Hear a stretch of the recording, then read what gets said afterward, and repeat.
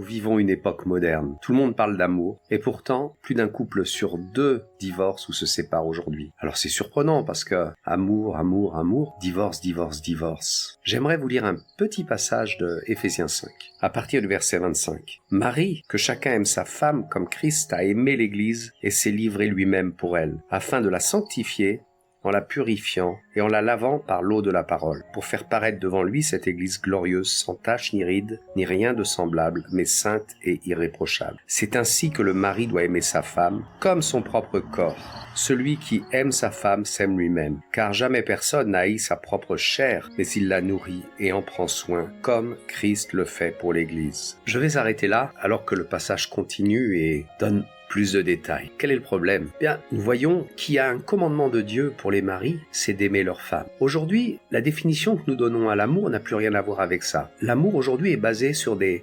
sentiments et des émotions. Le sentiment amoureux. Ah, j'aime cette personne. Je le sens, je l'aime, elle est dans mon cœur ou il est dans mon cœur. Mais ça, ce sont des sentiments et des émotions, ça n'a rien à voir avec l'amour dont parle Dieu. L'amour dont parle Dieu est un commandement ultime. Marie, aimez vos femmes. Il dit même d'aimer sa femme autant que soi-même.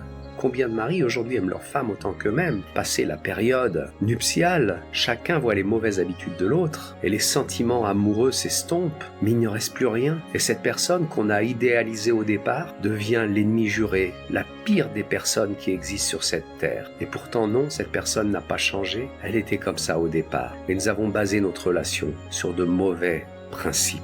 Dieu nous donne l'ordre d'aimer nos femmes et implicitement à la femme d'aimer son mari. Et c'est ce qui permet de durer dans le temps et la sécurité. Ne pas se réveiller le matin en se demandant « Va-t-on faire quelque chose de mal et vais-je me retrouver abandonné aujourd'hui ou demain ou dans quelques jours ?» Imaginons une maman avec ses enfants. Elle passe par des sentiments nombreux, des fois la colère, le rejet, la fatigue. Et pourtant elle les aime envers et contre tout, car son amour n'est pas basé sur des sentiments, n'est pas basé sur des émotions. Et cet amour qu'a la mère pour ses enfants, c'est le même genre d'amour que demande Dieu au mari et à la femme dans le couple. Nous avons besoin de revenir à un amour biblique, un amour sécurisant, un amour qui ne peut pas être mis en cause avec le changement des émotions et des sentiments. Il faut avoir cette sécurité dans le cœur que cette personne avec qui on a partagé notre vie, ça va être pour le meilleur et pour le pire jusqu'à la fin de nos jours. Certains vont dire quelle horreur, mais non, quel bonheur de pouvoir aborder l'avenir avec confiance et sécurité. Soyez bénis dans le nom de Jésus.